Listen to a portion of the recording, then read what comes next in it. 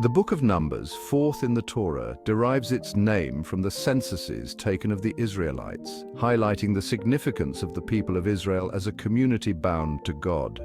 The book primarily narrates the Israelites' journey through the wilderness, following their exodus from Egypt, emphasizing the importance of obedience to God's laws and the consequences of disobedience. Embedded within these narratives are detailed instructions for various offerings, including the daily offerings in Numbers 28. These offerings were not merely rituals, but played a vital role in the Israelites' relationship with God, reflecting their dependence on Him and their commitment to the covenant. In ancient Israel, offerings were central to the people's relationship with God. They were seen as a means of expressing gratitude, seeking atonement for sin, and maintaining communion with the divine. These offerings, often involving animals and agricultural produce, represented the Israelites' dedication of their most valuable possessions to God. Each offering had specific instructions and symbolism reflecting the diverse aspects of their relationship with God, encompassing gratitude, repentance, and a desire for continued blessings. Numbers 28 outlines the daily offerings known as which formed the foundation of the Israelites' worship. These offerings were to be made every morning and evening, signifying a constant acknowledgement of God's presence and provision. They consisted of a year-old lamb offered as a burnt offering alongside a grain offering mixed with oil and a drink offering of wine. This daily ritual served as a constant reminder of the Israelites' dependence on God and their commitment to serving Him. The regularity of these offerings emphasized the importance of consistent communion with God, not just on special occasions, but as an integral part of their daily lives. In addition to the daily offerings, which were a regular part of the Israelites' worship practices, Numbers 28 prescribes specific offerings for the Sabbath, the seventh day of the week, designated by God as a day of rest. This day was not just any ordinary day, it was a day set apart for special observance and reverence. These offerings involved 2-year-old lambs, which were to be without blemish, alongside a larger grain offering and drink offering compared to the daily offerings. The grain offering was made of fine flour mixed with oil, and the drink offering was a specific measure of wine. The additional offerings on the Sabbath emphasized its sacredness as a special day set apart by God. These rituals were not merely ceremonial, they were deeply symbolic, representing the people's dedication and obedience to God's commandments. They served as a reminder of God's creation of the world in 6 days and His rest on the seventh, as well as His covenant with Israel. This covenant was a binding agreement that underscored the relationship between God and His people, offering a time for rest and spiritual reflection. The distinction between the Sabbath and the other days of the week reinforced the importance of observing the Sabbath as a holy day dedicated to God. It was a day to cease from labor, to gather in worship, and to renew one's spirit, reflecting on the divine purpose and the blessings bestowed upon them. Monthly offerings, marking the passage of time. Numbers 28 also details offerings for the beginning of each month, marking the passage of time within the Israelites' religious calendar. These offerings, more extensive than the daily offerings, included burnt offerings of bulls, rams, and lambs, along with accompanying grain offerings and drink offerings. The monthly offerings provided an opportunity for the Israelites to express their gratitude for God's blessings throughout the previous month and seek His favor for the month ahead. They served as a regular reminder of the importance of aligning their lives with God's rhythms, both in daily life and across the passage of time. Passover offerings, remembering redemption and deliverance. Beyond the regular daily, Sabbath, and monthly offerings, the Book of Numbers, chapter 28, also details specific offerings for various festivals. Each of these offerings commemorates significant events in Israel's history and their unique relationship with God.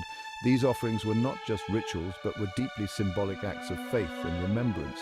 The Passover, one of the most important festivals, celebrates the Israelites' liberation from slavery in Egypt. This celebration involved the sacrifice of a lamb without blemish, which was then eaten with unleavened bread and bitter herbs. Each element of the meal held deep significance, representing different aspects of their journey and God's intervention.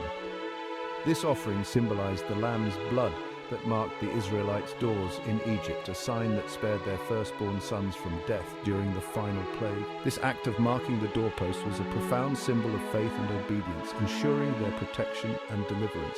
The Passover offerings served as a powerful reminder of God's deliverance. They emphasized the importance of remembering and celebrating this pivotal event in their history. Each year, families would gather to recount the story, ensuring that the memory of their ancestors' struggles and triumphs remained alive.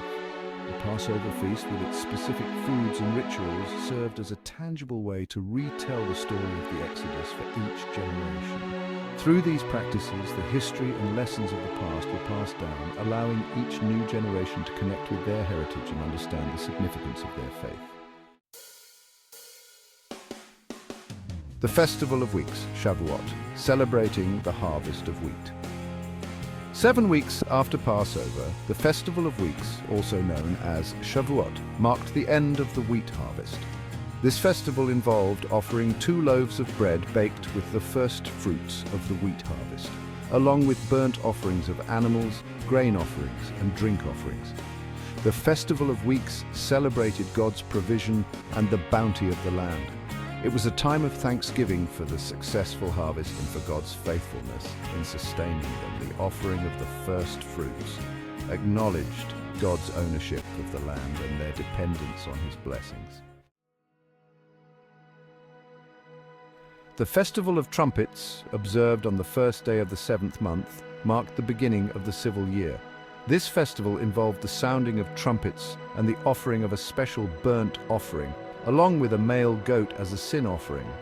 This day served as a time for reflection, repentance, and seeking God's forgiveness for the past year. The sounding of the trumpets symbolized a call to attention, a reminder to focus on their relationship with God and to seek spiritual renewal. The Day of Atonement, occurring on the 10th day of the 7th month, is known as Yom Kippur in the Jewish tradition. It is a day set aside for reflection, prayer, and seeking forgiveness. Yom Kippur was the most solemn day of the year, dedicated to seeking atonement for sins. The entire community would gather in synagogues, engaging in intense prayer and introspection. This day involved a complete fast, abstaining from food and drink for 25 hours, and a complex series of offerings. These offerings included a bull and a goat, which was sacrificed by the high priest to atone for his own sins and those of the community. A second goat, designated as the scapegoat, was sent into the wilderness. The high priest would symbolically place the sins of the people upon this goat, which was then released, carrying away their transgressions. This ritual represented the removal of their sins and the possibility of reconciliation with God. The community would feel a sense of renewal and hope, believing that their sins had been forgiven. The Day of Atonement highlighted the seriousness of sin and the need for repentance and atonement. It was a time for individuals to reflect on their actions, seek forgiveness from those they had wronged, and make a commitment to improve in the coming year. 5 days after Yom Kippur, the Israelites celebrated the Festival of Booths, commemorating their 40 years of wandering in the wilderness after the Exodus from Egypt. This week-long festival involved living in temporary shelters, or sukkahs, constructed from branches and leaves, and bringing offerings of bulls, rams, lambs, and goats, along with grain offerings and drink offerings. Living in these temporary dwellings served as a reminder of God's provision and protection during their journey through the wilderness. The festival also celebrated the completion of the harvest season and was a time of great joy and thanksgiving. The offerings, detailed in Numbers 28, were integral to the religious and cultural life of ancient Israel. They represented a tangible expression of the Israelites' covenant relationship with God, encompassing gratitude, obedience, repentance, and a constant awareness of His presence. These offerings, far from being empty rituals, served as powerful reminders of God's deliverance, provision, and forgiveness, shaping the Israelites' understanding of themselves and their place in the world. While these specific offerings are no longer practiced, they continue to offer valuable insights into the importance of worship, sacrifice, and the enduring human desire for a meaningful relationship with the divine.